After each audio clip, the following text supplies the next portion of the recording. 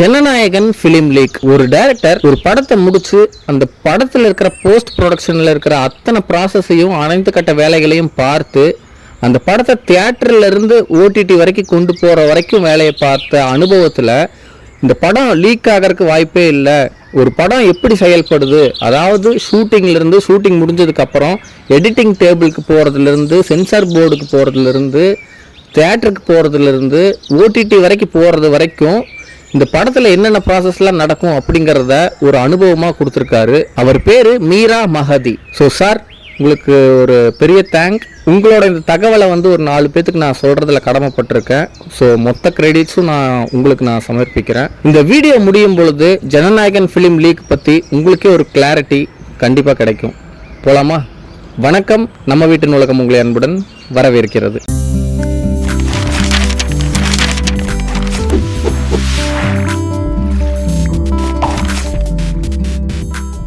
பொதுவாக ஒரு படம் முடிக்கும் பொழுது அந்த படத்தோட ஃபுல் ரா மெட்டீரியல் காப்பீஸ்லாம் இருக்கும் இல்லையா, அதை ஹார்ட் டிஸ்க்கு மாற்றி அதை 2-3 காப்பியாக வச்சுக்குவாங்களாம். அது வச்சுக்கிறதுக்கு ஒரு தனி டீமே இருக்கான்.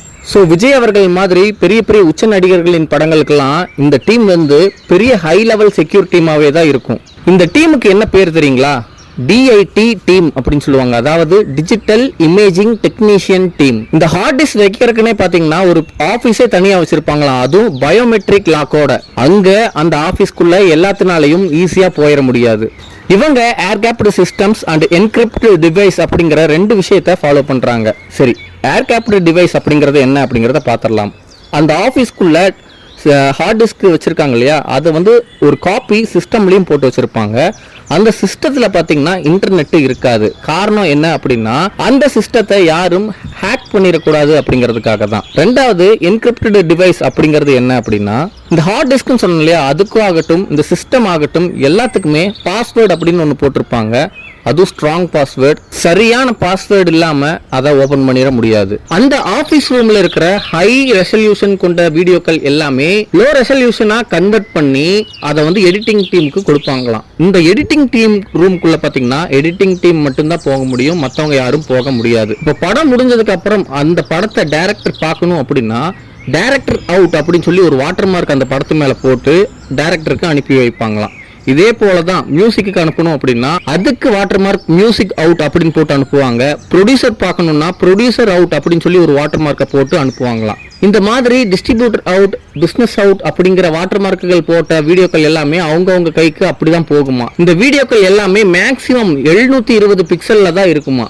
இந்த 720 பிக்சல் அப்படின்னு சொன்னேன் இல்லையா, இந்த லோ ரெசல்யூஷன் ஃபைலை வச்சு தான் மியூசிக்கு, SFX, டப்பிங்கு, அதுக்கப்புறம் CG அப்படின்னு சொல்லப்படுற அந்த கிராஃபிக் டிசைன் எல்லாமே செய்யப்படும். இப்ப கிடைக்கிற இந்த மொத்த அவுட்புட்டையும் வச்சு 2 டீம் இதுக்கு வேலை செய்வாங்க.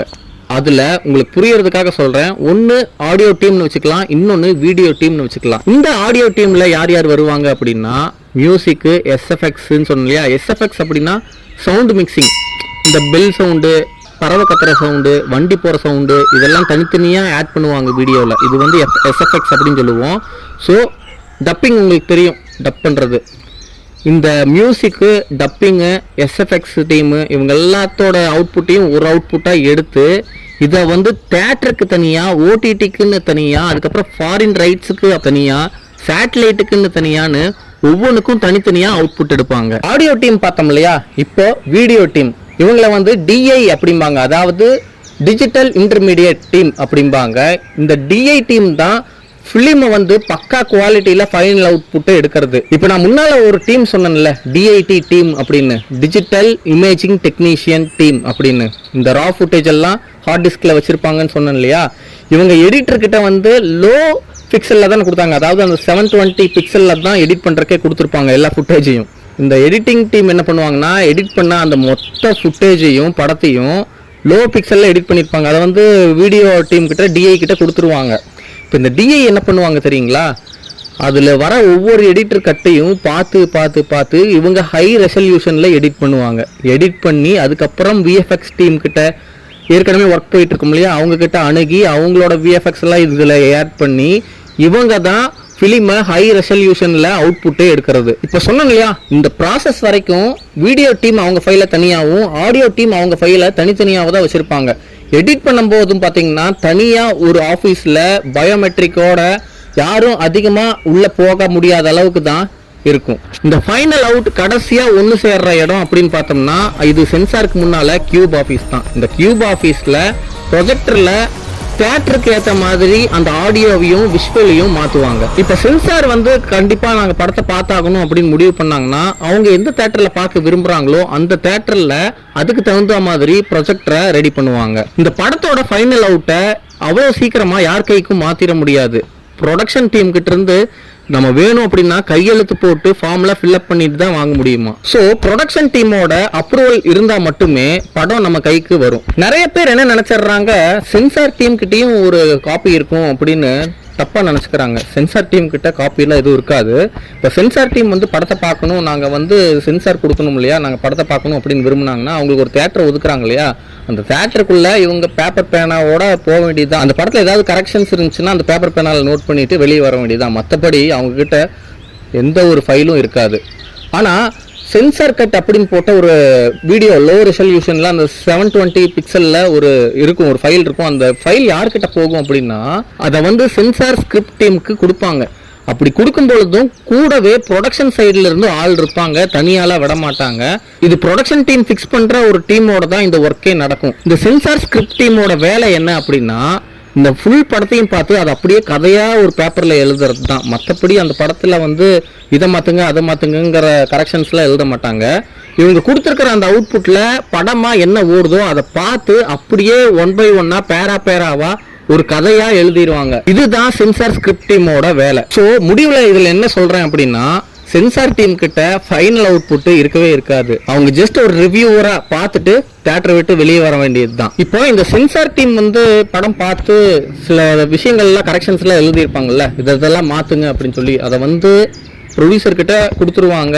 எடிட்டிங் டீமும் அதை வந்து பார்த்து ட்ரிம் பண்ணுவாங்க. இப்போ அடுத்த கட்ட வேலை என்ன அப்படின்னா பிஃபோர் சென்சார் ஆஃப்டர் சென்சார் அப்படின்னு சொல்லி 2 தனித்தனியான வாட்டர் மார்க்கில் அந்த படத்தை அவுட்புட் எடுத்து லோ ரெசல்யூஷனில் நான் சொல்கிறது எல்லாமே எடுத்து அவங்க கிட்ட மறுபடியும் போட்டு காமிப்பாங்க. பார்த்துட்டு ஓகே இதெல்லாம் மாற்றிருக்காங்க அப்படின்னு செக் பண்ணுவாங்க.